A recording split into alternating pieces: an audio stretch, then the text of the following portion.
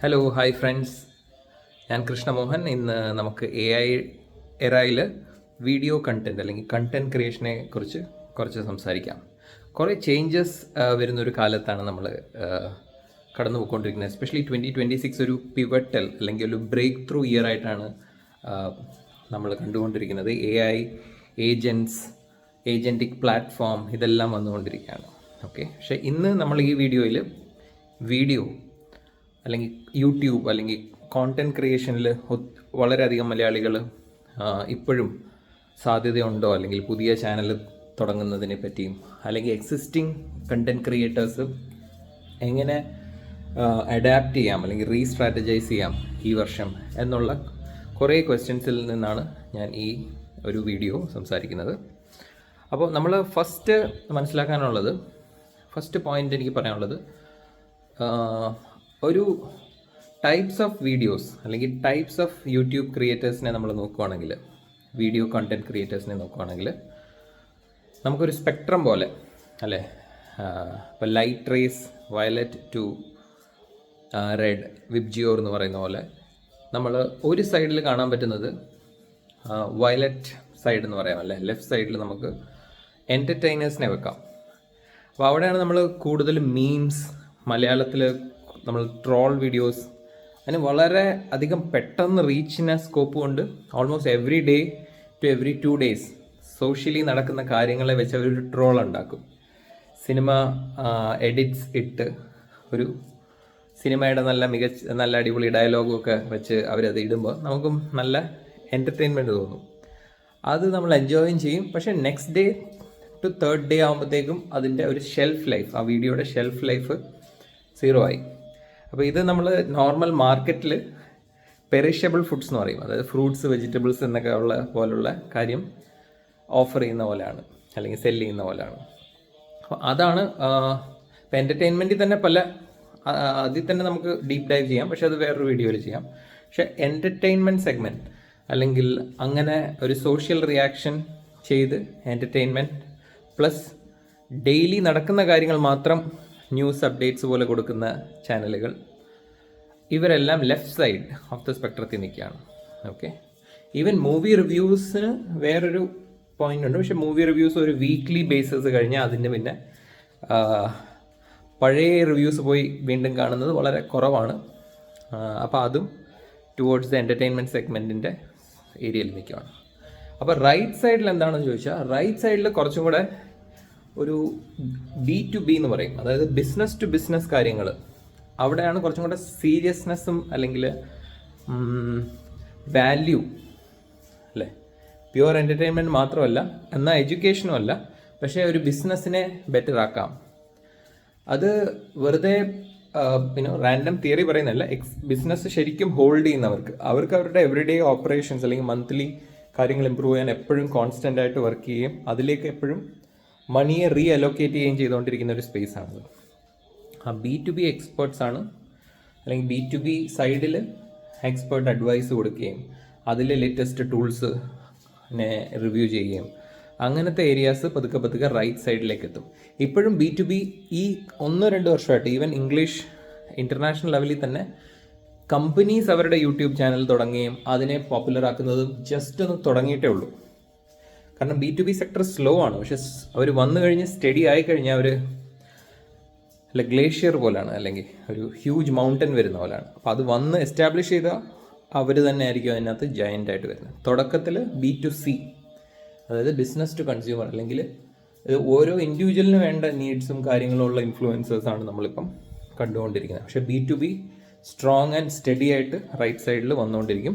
അതിൽ content create ചെയ്യുമ്പം, കാരണം അത് ഓർഗനൈസ്ഡ് സെക്ടർ ആയതുകൊണ്ട് വീണ്ടും വരുന്ന കമ്പനികൾ അത് റിപ്പീറ്റ് വാച്ച് ചെയ്യണം. അതിൽ എക്സ്പേർട്സ് ആയിട്ടുള്ള കണ്ടൻറ്റ് കുറച്ച് അത് എല്ലാവർക്കും അത്ര എളുപ്പം ക്രിയേറ്റ് ചെയ്യാൻ പറ്റാത്തതും കൊണ്ട് അതിൽ കണ്ടൻറ്റ് ഉള്ള ഷെൽഫ് ലൈഫ് വളരെ കൂടുതലായിരിക്കും.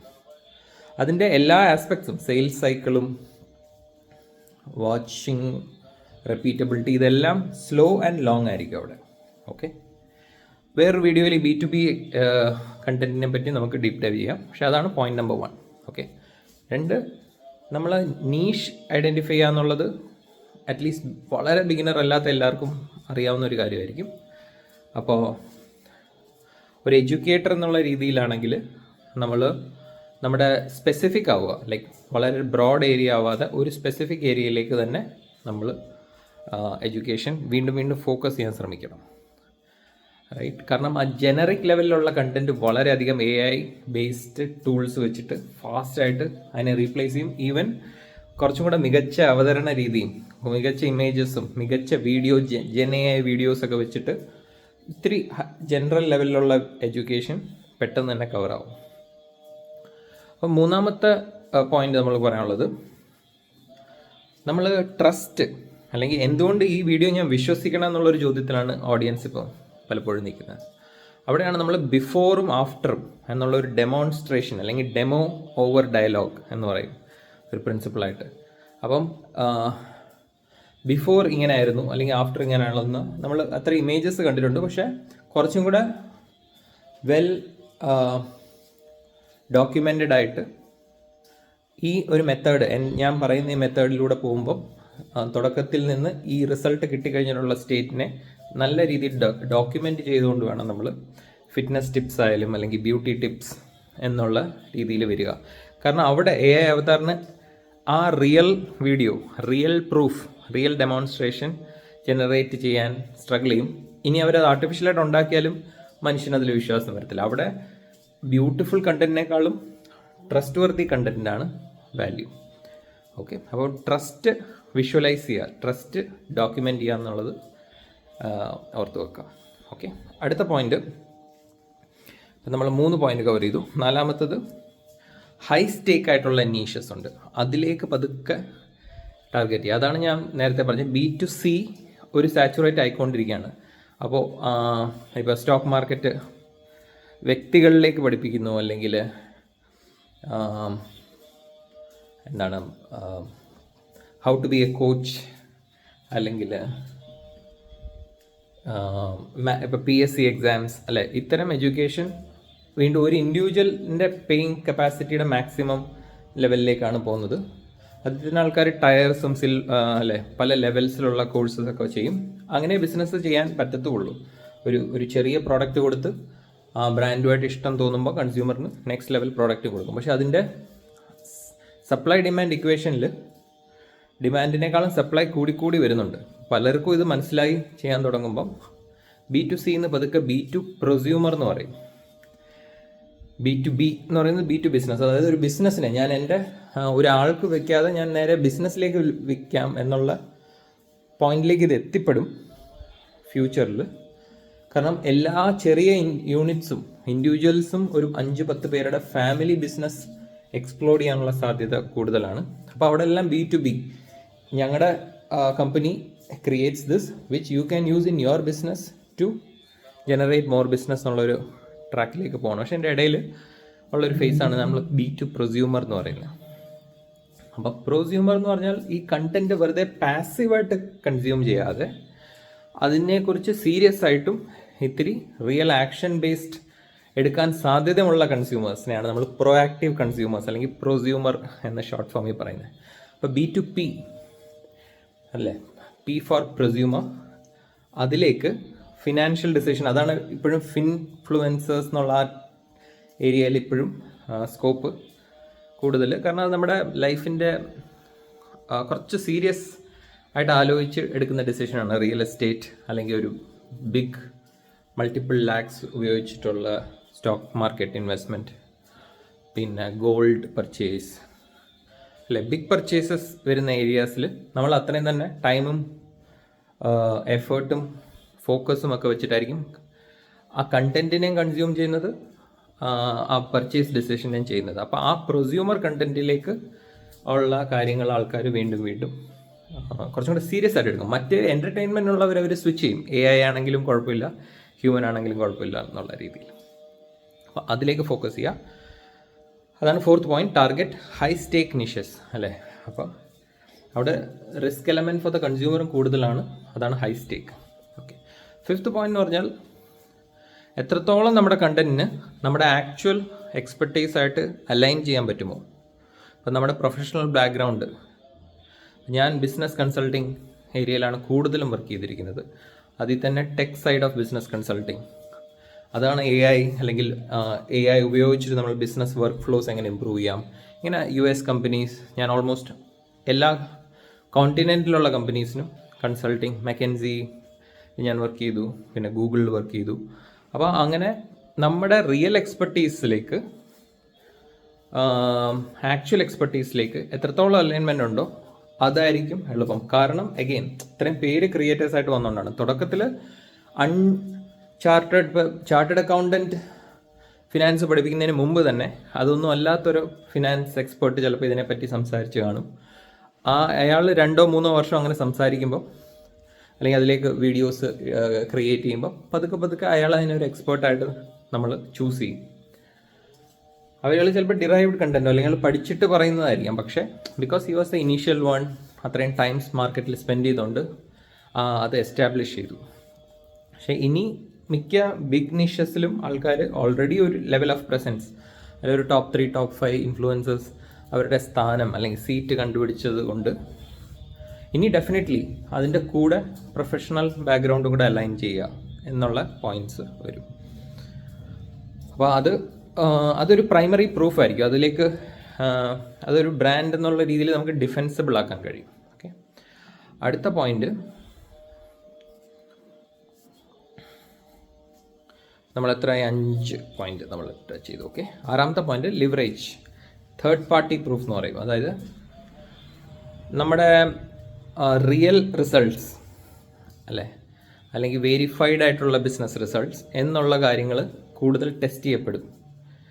അപ്പോൾ അത് കിട്ടുന്ന പോയിൻറ്റ്സ് അല്ലെങ്കിൽ സർട്ടിഫിക്കറ്റ്സ് ആണെങ്കിൽ, അല്ലെങ്കിൽ റിയൽ റിസൾട്ട് ചെയ്ത പോയിൻറ്റ്സിനെ ഡോക്യുമെൻ്റ് ചെയ്യുക, ക്യാപ്ചർ ചെയ്യുക, ആദ്യം നമ്മുടെ തന്നെ ജേർണിയിൽ പിന്നെ സ്റ്റുഡൻസിൻ്റെ ജേർണിയിലും അത് ക്യാപ്ചർ ചെയ്ത് ബാറ്റിൽ ടെസ്റ്റ് ചെയ്ത അഡ്വൈസസിനോ അല്ലെങ്കിൽ മെത്തേഡ്സിനോ ആയിരിക്കും നാച്ചുറലി നമ്മളെല്ലാം ഒരു കൺസ്യൂമർ എന്നുള്ള രീതിയിൽ 10 പേര് കാര്യം പറയുകയാണെങ്കിൽ 2-3 പേര് അതിനെ റിസൾട്ട് കാണിച്ചു തരുന്ന ആംഗിളിലും അതിൻ്റെ പ്രൂഫ് എന്നുള്ള ആംഗിൾ നേരത്തെ പറഞ്ഞതിൻ്റെ തന്നെ. പക്ഷേ തേർഡ് പാർട്ടി, അത് നമ്മൾ തന്നെ അല്ലാതെ വേറൊരു ഇൻഡിപെൻഡൻറ്റ് തേർഡ് പാർട്ടിയും കൂടെ വന്ന് ടെസ്റ്റ് ചെയ്യുന്നു, അല്ലെങ്കിൽ ഒരു ഇൻസ്ട്രുമെൻറ്റ് ഒരു അൺബയാസ്ഡ് ആയിട്ടുള്ള ഇൻസ്ട്രുമെൻറ്റിലെ മെഷർ കൃത്യമായി മാറുന്നു. ഇപ്പോൾ വെയിറ്റ് ലോസ് ഫിറ്റ്നസ്സിൽ അത്തരം മെട്രിക്സ് വളരെ എളുപ്പമായിട്ട് ഇൻസ്ട്രുമെൻറ്റ് ലെവലിൽ ചെയ്യാം. പക്ഷേ അതിൽ തന്നെ ഡീറ്റെയിൽഡ് മെട്രിക്സ് ആയിട്ടുള്ള ഇപ്പം ഫാറ്റ് പെർസെൻറ്റേജ് കാൽക്കുലേറ്റ് ചെയ്യാനുള്ള കറക്റ്റ് ഇൻസ്ട്രുമെൻറ്റിൽ തന്നെ അത് കാണിക്കുന്നു. അല്ലെങ്കിൽ മെഡിക്കൽ റിപ്പോർട്ട്സ്, ബ്ലഡ് ടെസ്റ്റ് എന്നുള്ള ആംഗിൾ കൊണ്ടുവരുന്നു. അതാണ് ഫിറ്റ്നസ് നിഷിൻ്റെ ഒരു രീതി. അതേപോലെ ബിസിനസ്സിലും ഒരു തേർഡ് പാർട്ടി വന്നിട്ട് പറയുകയാണ് ഈ മെത്തഡോളജി അപ്ലൈ ചെയ്തിട്ട് യെസ് ബിഫോർ ആൻഡ് ആഫ്റ്ററിൽ റിസൾട്ട് വന്നു എന്ന് പറയുമ്പോൾ അവിടെ തേർഡ് പാർട്ടി പ്രൂഫ് എസ്റ്റാബ്ലിഷ് ആയി.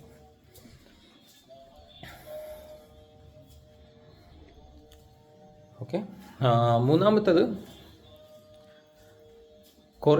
AI ഡയറക്റ്റ്ലി കുറേ ടിപ്സ് ജനറേറ്റ് ചെയ്യാൻ പറ്റും. പക്ഷേ AI സ്വന്തമായിട്ട് ഒരു കമ്പനി എസ്റ്റാബ്ലിഷ് ചെയ്ത് സക്സസ് കാണിച്ചിട്ടില്ല ഇതുവരെ. AI എന്ന് പറയുന്ന നോൺ ഹ്യൂമൻ എൻറ്റിറ്റി അല്ലേ. അപ്പോൾ ആ റിയൽ ഹ്യൂമൻ പോകുന്ന എക്സ്പീരിയൻസസിൽ നടക്കുന്ന കാര്യങ്ങളും അതിൻ്റെ സൈക്കോളജിക്കൽ ആസ്പെക്ട്സും ആ personal experience of solving it, ഇപ്പോൾ AIയുടെ ടിപ്സ് യൂസ് ചെയ്താലും അത് വീണ്ടും റീഫർബിഷ് ചെയ്ത് യൂട്യൂബിൽ ഇട്ട് വരുന്ന കണ്ടന്റിന് വാല്യൂ കുറഞ്ഞു വരും. കാരണം നമ്മൾ കാണുന്നവരും പതുക്കെ AI ഉപയോഗിക്കുമ്പോൾ നേരെ അതിൽ നിന്ന് തന്നെ റിസൾട്ട് കിട്ടും. പിന്നെ പാസീവായിട്ട് ഈ നേരത്തെ പറഞ്ഞ പോലെ ജസ്റ്റ് ആ ടോപ്പിക് റിഫ്രഷ് ചെയ്യാനൊക്കെ ആയിട്ട് AI ജനറേറ്റഡ് കണ്ടൻസിനെ നമ്മൾ പ്ലേ ചെയ്യുമായിരിക്കാം. പക്ഷേ ഹ്യൂമൻ ഇത് അപ്ലൈ ചെയ്തപ്പോൾ ആ ഹ്യൂമൻ സ്റ്റോറി എന്താണ്, ഹ്യൂമൻ എക്സ്പീരിയൻസ് എന്താണ്, അതിലേക്ക് ഡെഫിനറ്റ്ലി അതിലായിരിക്കും നമ്മുടെ ഇൻട്രസ്റ്റ് വരുന്നത്. അപ്പം കണ്ടൻറ്റിനെ അതും ആ ഡയമെൻഷനും സാറ്റിസ്ഫൈ ചെയ്യാൻ നോക്കുക. അഗെയിൻ വീണ്ടും ആവർത്തിക്കുന്ന പോയിന്റ്, ഡെമോൺസ്ട്രേഷൻ ചെയ്യുക എപ്പോഴും. ലൈക്ക് സംസാരിക്കുന്നതും കണ്ടൻറ്റും PPTയും സ്ലൈഡും എല്ലാം ഫൈൻ, പക്ഷേ അതിന് ഏറ്റവും പവർ തരുന്ന കാര്യം ആ റിസൾട്ടിനെ നമ്മൾ എത്രത്തോളം ഡോക്യുമെൻ്റ് ചെയ്യാൻ പറ്റുമോ അത്രത്തോളം. ചില ഡിജിറ്റൽ പ്രോഡക്ട്സിൽ സ്ക്രീൻ റെക്കോർഡിംഗ് ആയിരിക്കാം, റിയൽ വേൾഡ് റിസൾട്ട്സിലാണെങ്കിൽ റിയൽ വീഡിയോസ് ആയിരിക്കാം. ആ വീഡിയോസിന് ബ്യൂട്ടിയോ പെർഫെക്ഷനോ അല്ല, മോർ ദാൻ ദാറ്റ് ഒത്തൻറ്റിസിറ്റി, സത്യസന്ധതയാണ് അവിടെ കൂടുതൽ ടെസ്റ്റ് ചെയ്യപ്പെടുന്നത്. ഓക്കെ, അങ്ങനെ നമ്മൾ ഡോക്യുമെൻ്റ് ചെയ്യുന്ന പ്രോസസ്സിൽ നമുക്ക് AI കൂടുതൽ യൂസ് ചെയ്യുകയും ചെയ്യാം. ഇപ്പം അതിനെ വാസ്റ്റായിട്ട് എഡിറ്റ് ചെയ്യുകയും അല്ലേ, വളരെ ലോങ് പ്രോസസ്സിൽ ഏറ്റവും ക്രിസ്പ് മൊമെൻറ്റ്സ് ഒക്കെ ഹൈലൈറ്റ് ചെയ്ത് എഡിറ്റിംഗ് പ്രോസസ്സും ആ ഡോക്യുമെൻറ്റിങ് പ്രോസസ്സും നീറ്റായിട്ട് പ്രസൻറ്റ് ചെയ്യുന്ന പ്രസൻറ്റേഷനിലും ഒക്കെ നമുക്ക് AI യൂസ് ചെയ്യാം. പക്ഷേ ആ ഒറിജിനാലിറ്റിയെ നമ്മൾ AI വെച്ച് ക്രിയേറ്റ് ചെയ്യാൻ നോക്കരുത്. ഓക്കെ,